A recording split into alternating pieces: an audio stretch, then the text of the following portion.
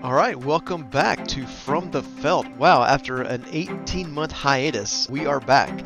I am Ryan Crow. I am the owner and operator of the Texas Card House here in Texas. I have with me Mr. Bill Heuer, who is the owner of iHost Poker and also one of the owners of the Texas Card House.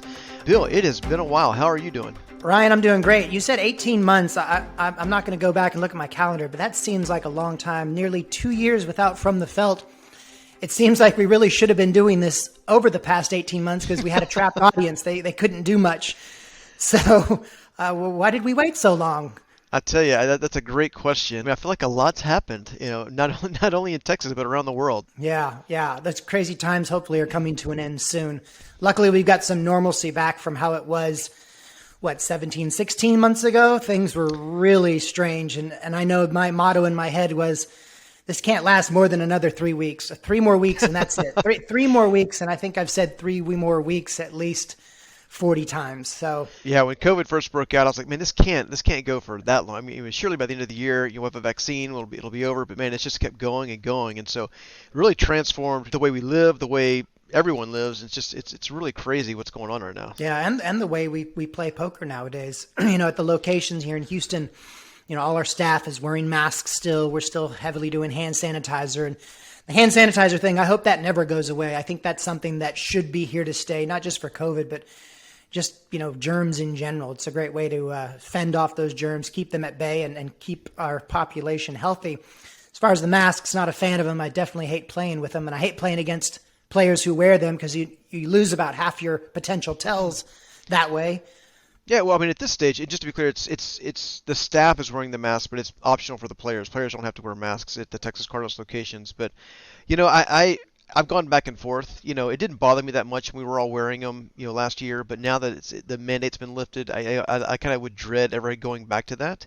And being in Texas, I don't think that will ever be the case. I do understand, everyone wants to be safe. We don't want to be spreading COVID. And being in the poker business and operating a room where you have 8, 9, 10 people sitting shoulder to shoulder at a table, we have to be very conscious of that. So it's been a crazy time for us. When do we make people wear masks? When do we take them off? That was a huge topic over the last year or two. And I think the players were very respectful in helping us, navigate those changes, and we appreciate that because it's not easy. Right? We want to do what's best for not only the poker room but for the community, and it's just been a challenge for everyone, not just us, but there's a lot of people who are having a rougher time than us, and it's been quite a journey. Yeah, thank God we're in Texas. That was that made it a lot easier. I couldn't imagine being in California or New York and going through the birth of poker in one of those states and having to contend with a pandemic.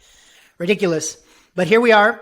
From the Felt is back, and there's something new about From the Felt. We're doing it on video so you can kind of see what we're wearing today and our facial expressions when one person says something. I'm going to have to control that because I usually am pretty strong with my facial expressions, so no, I know. And the other thing, I promise. yeah, no, absolutely. And I think and today is a quote unquote a test run. It'll be interesting to see if this one actually goes live and goes out into the wild because I didn't dress up or anything for it. I was like, well, let's just see how it goes. And so, if this does make it out there, I apologize for my scruffy look. We're both wearing the first generation Texas Card House uniforms. I know, right? The originals, exactly. huh? The original shirt. But we've got a whole bunch of new colors at the store. I don't know why I don't have any of the new colors, but this is an original, black and blue. Well, lots changed not only with COVID, but I mean, we now have 4 locations open. We have one in Dallas. We still have our original one in Austin, Houston, of course, and one in the Rio Grande Valley. So, for those of you who haven't tuned in a while or heard from us, Texas Card House, we shut down for 2 or 3 months last year, and then when things opened back up in Texas, we slowly opened up as well.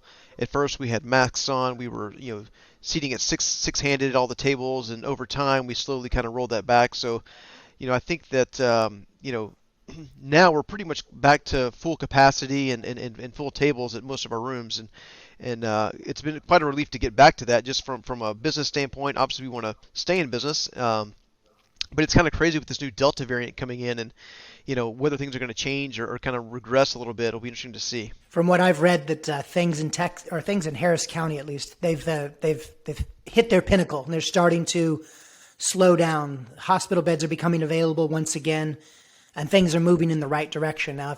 Whether that's thanks to the vaccine, thanks to the masks, thanks to whatever, I'm glad to see that's going the right direction for us. So hopefully all of Texas starts moving that direction as well. It's amazing to see how many new clubs have opened up in spite of the coronavirus. I mean, in Dallas and in Austin, there's been a few. I don't know about Houston, but there's still been a number of clubs that have opened up in the last 6 to 8 months, even with the virus being out there. And it's a tough time to be opening a new club. Is it safe to say we're over 100 clubs in the state of Texas, you think? Well, I know that there have been 100 clubs that have opened in Texas. Whether they're all still open, I don't think is the case. I mean, but there may be 100 now. I think I was looking the other day on Poker Atlas. There were like 40 or 45 just in Texas on Poker Atlas. So I know of a lot of clubs that aren't on there. So I think 100 is probably a pretty safe estimate. Yeah.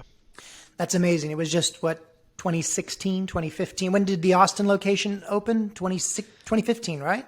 Well, we had our 5-year anniversary in like February of last year. So I mean, we're going on, we're almost to year 7, this coming February. So it seems like a long time ago, but also seems like it was just yesterday. So it's Yeah. kind of weird. It's kind of weird how that works. So in 6 years, safe to say over 100 locations. What's the biggest guarantee? And what, I know we went over that in Dallas. We guaranteed $500,000, but what was the actual number that we hit on a tournament prize pool in Dallas? The Dallas one I think hit about 1.4 million, right? It's been a couple months, so I don't remember exactly. I know we have our new one coming up. We have $1 million guarantee coming up in like 2 weeks. So I have a feeling that one's gonna shatter that last one by quite a margin. But there's been a lot of big tournaments in Houston and some of the other cities as well. I don't know. I haven't tracked how big every prize pool's gotten, but I know in that that 1.52 million dollar range is probably where some of the bigger ones are. Didn't someone have a $2 million guarantee or was going to or I think there was a 1.88 $1 million guarantee, but as far as a $2 million guarantee, I don't quote me, but I think Texas Card House has the best shot of hitting that in 2 weeks in Dallas. I mean, it wouldn't surprise me if it wouldn't surprise me if it breaks 2 million. But the actual guarantee itself is only $1 million. So yeah, that'll be interesting to see. Are you going to be playing in that? I'm not. I'm actually my 10-year anniversary is coming up this weekend, and we're leaving next week and we're going to be gone for a week and a half to Hawaii. So I've never been there. Excited to go with my wife. So let me ask you this: what do you think about the World Series of Poker requiring? Are they requiring vaccine cards or proof of vaccination for the WSOP this year? Yeah, they're requiring proof of vaccination, and the World Series of Poker's one of those things that it's hard for me to wrap my head around how they do it year after year. They keep getting bigger, they keep offering more events. It just keeps getting crazier and crazier, and now everybody has to show proof that they've been vaccinated, which just adds one more hurdle you have to get through. I'm sure they've got it figured out. I know you and I and the other owners and managers for Card House will be there to see it up front in person, how they handle it. But my question is, what about all the fake vaccination cards that are out there? There seems like, I just heard this on the news yesterday, that somebody was busted for selling 200 plus fake vaccination cards, and how they got caught is they misspelled Madeira. So, how do you spot the fakes from the reals? I mean, Vegas is the place that if anybody can spot a fake from a real, they're going to catch it. But this is uncharted territory. I don't know how that's going to happen. Well, I think they're requiring the Clear app. So, have you ever seen Clear like at the airport where they like go in and validate? I think there's some type of process you have to do with Clear to show that you've been vaccinated. Now, I haven't done it yet. I don't know what that process entails, but my assumption would be that Clear has some type of process set up to prevent fraudulent ID cards. I don't know that, but I would think if you're going to partner with a group that does these validation type of things, that they're going to do something like that. So I would imagine they're going to depend on Clear and whatever their process is to keep the fakes out. Regardless what your opinion is on vaccinated and unvaccinated, if that's the rule, then everybody should play by the rule. And if you don't want to play by the rule, don't go. And it'll be interesting to see how it affects the turnout this year. Obviously they didn't have it last year, but I think that it'll be interesting to see because the numbers were, I think like the main event numbers were growing quite a bit, and we were getting close to that, those big poker boom numbers. And I think they were anticipating, at least by the numbers we looked at, we were thinking last year was going to be one of the biggest ones ever. But COVID, of course, crushed that, and so it'll be interesting to see where it comes back to now. Not only with COVID still out there, but with them requiring the vaccines. I would project it's probably going to be quite a bit smaller than the one was in 2019. From what I've read on social media, a lot of people just aren't interested in going because They don't want to get the vaccine. They don't want to feel like they're being forced to get something that they don't want. Well, they're not being forced. They just can't go if they don't have it. Yes, I mean, yeah, they're not our rules. Like, that's the WSOP, and so it is what it is. Now, I am vaccinated, and I do plan on going, so I don't think it's not a big deal for me. But I have a lot of older family that was staying with us during the pandemic, and so my wife and I got vaccinated pretty early on. I understand people who haven't probably have some concerns about that, but it'll be interesting to see. Like, how do you think poker in general recovers or fares over the next, I'll say, 6 to 12 months, and then just in the long term with things like COVID out there? I mean, do you think it affects poker in the long term, or is it just this kind of a short term hitch? Because we've seen even in Texas for a lot of the portion of this pandemic, the amount of people are playing has been down. It's rebounded nicely, but do you think there's going to be a lingering effect for this for years to come, or is this something that's going to wrap up pretty quickly? Well, I know what I want to happen, and that's that it rebounds and gets back up to normal pretty quickly. And that's what we all want in our heart of hearts. I can't believe there's anybody out there that says, "Oh, I sure hope this continues." Do I think it will rebound quickly? I still do, regardless whether it's my personal thought. Once this thing is officially under control, and I fear there's going to be a day that comes where, our politicians will all be on the same side of this and say it's finally over, life is back to normal, and that's when everybody's just going to go crazy with vacations, bucket list items, things they wish they had done, because there's some people out there that are thinking, they're facing impending death if they catch this thing, and they're thinking about all the things they wish they would have done with their lives and things they've done differently. And now this thing is behind them, and they're like, it's time to live. It's time to do all the things that I wanted to do. And I've thought this thought many a times. I thought, shit, what if I got it and I they gave me 6 months to live? What would I do with those 6 months? I'd probably play a little poker, but there's just things you think about differently when you're faced with those questions. And now that a lot of people are getting that second chance at life, and this is granted that everything goes back to 100% like it was before COVID. I think people do a lot of things, and playing poker is definitely going to be one of them. Well, I feel like that happened a little bit this summer. I mean, like everywhere you went, there were just a ton of people. We actually were going to go to Hawaii back in July when our actual 10 years was, but we canceled it because there's so many people were out in Hawaii. We were trying to book stuff, and just all these crazy things were happening. And so I feel like this summer, we said we went to Colorado and it was packed. We went hiking, and so we went to Breckenridge, and it's like you couldn't get a room. The town was just packed with people. I'm like, wow. So did you think that was because of like deals that are out there, just travel deals that you can't beat? Well, I think that, and people were just happy to be out after COVID, and before school starts, people are getting out, and I think we've seen it in poker. I mean, the last 2 or 3 months, July, August, September, the clubs, all the Texas Cardinals locations have been pretty busy. People are back out, they're playing. The Delta variant doesn't seem to have affected the poker players that much. I mean, I know a lot of players are still wearing masks. I know our staff in most places are wearing masks if they're not vaccinated. I think that we're definitely seeing people coming out in droves. And so I feel like the lows that we saw from, May of last year when we were actually closed, all up through like this, January or February are kind of, it's rebounded quite a bit. And so I'm just curious to see if poker in general, because we were getting a lot of new players in Texas, I feel, before the pandemic. I feel like we were constantly getting first-time players coming into the club that were local. We were starting to pick up kind of the average person that's not really a poker grinder or a hardcore poker player. You'd have couples come in, they're just hang out, and just, I would say the casual poker player was coming in, and I felt like we were growing the market in that area, and I feel like the pandemic is going to make it much tougher to do that. So when I was asking earlier whether we're going to be able to get back to attracting those casual players again, are they going to go, oh no, it's a poker room with 100 people in there, I don't want to get the virus, or I don't want to risk getting the virus and stay away. People are already starting to come back. Here in Houston, we see a lot of new faces. The room is growing. That's a combination, though, thanks to our new GM, Alan Lee, and Chris Hall, putting these really unique double bomb pot tournaments, bounty tournaments. It's also thanks to the big Bad Beat jackpot that's growing by $1,000 every day. I mean, there's a lot of contributing factors. And I think people are just tired of being home, and they feel like, okay, I've got this vaccine. I got the second shot. I got the booster. I'm going out and doing something. And, those that love to play poker, they find us and they come play. As far as the World Series, that'll be one of those markers to see how much of the world is ready to go on, at least in the poker world. Missing last year, I'm sure a lot of people are antsy just to play. And, maybe that'll be a driving force behind poker people getting the vaccine.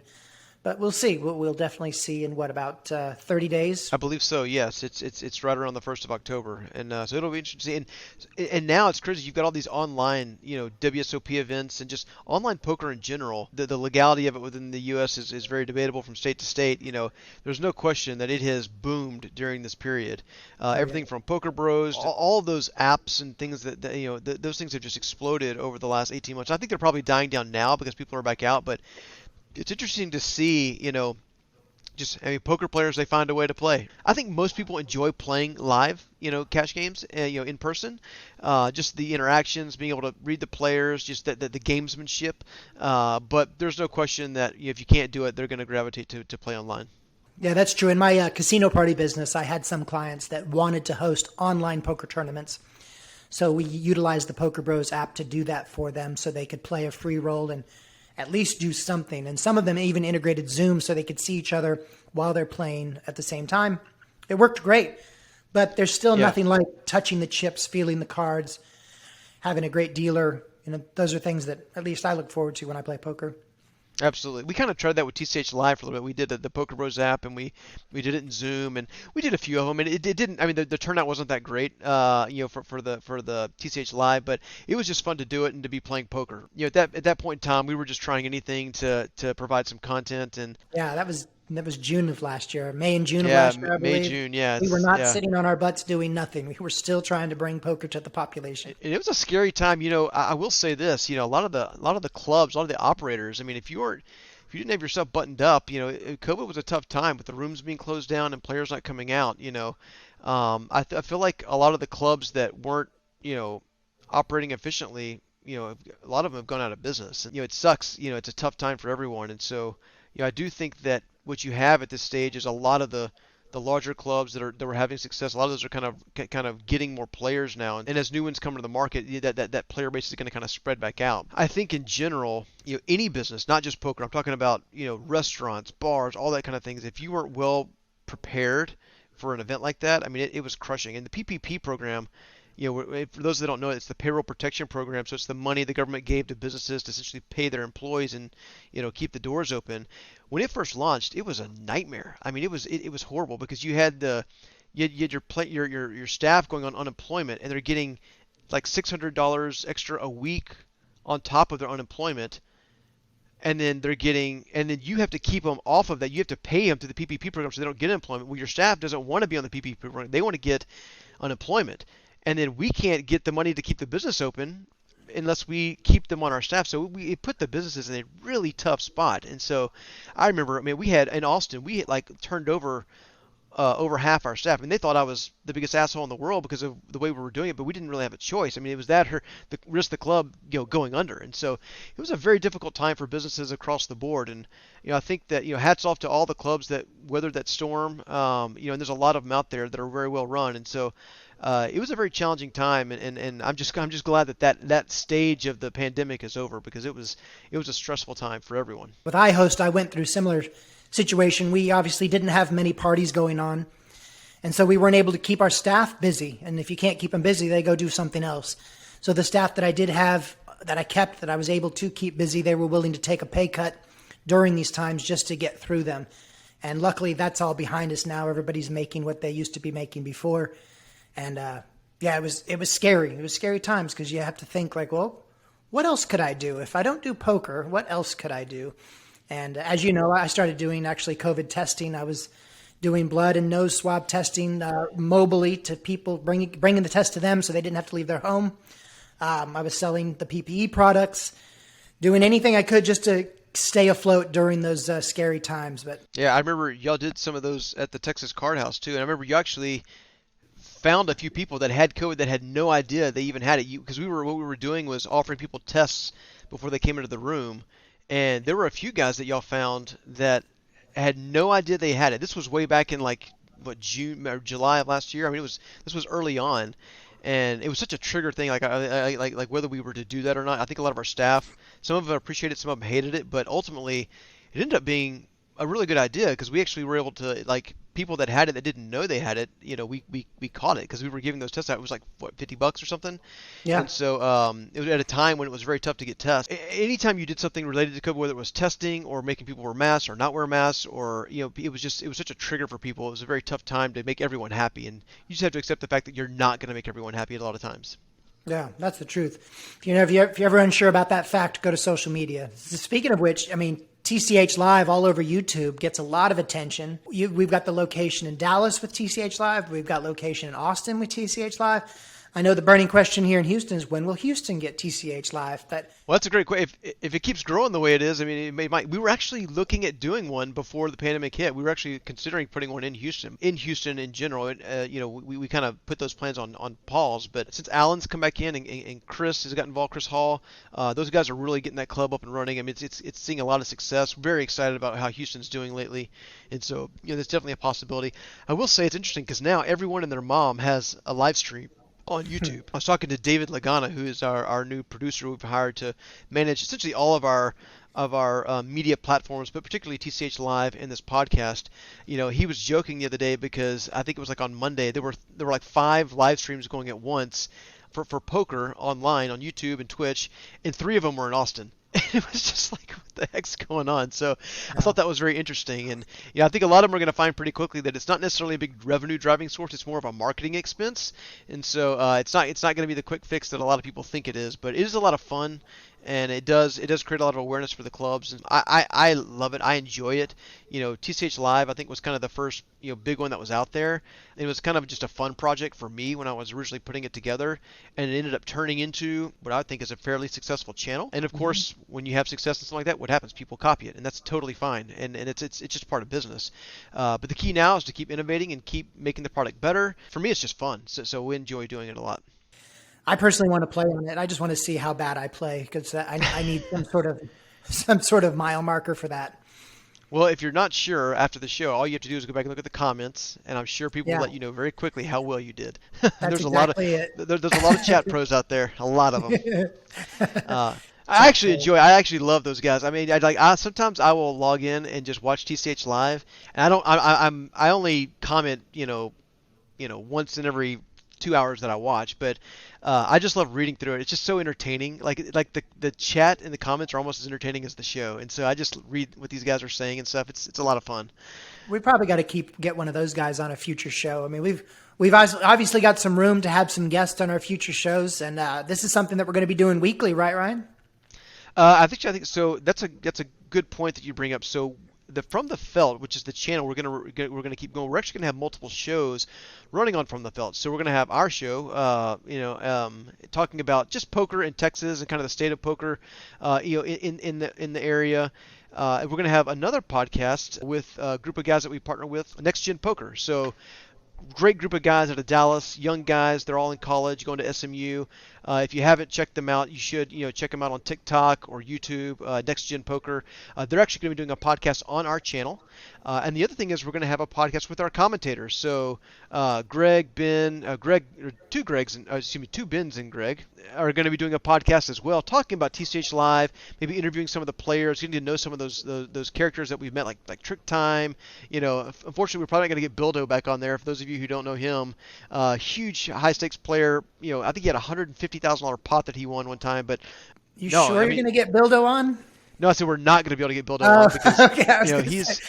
For those that don't know, Bildo actually was caught up in a fraudulent scheme. I guess he defrauded the government of like millions of dollars in, was it like COVID testing or COVID I think it was something? COVID relief money, if I remember, to Okay. the tune of 80 some odd million.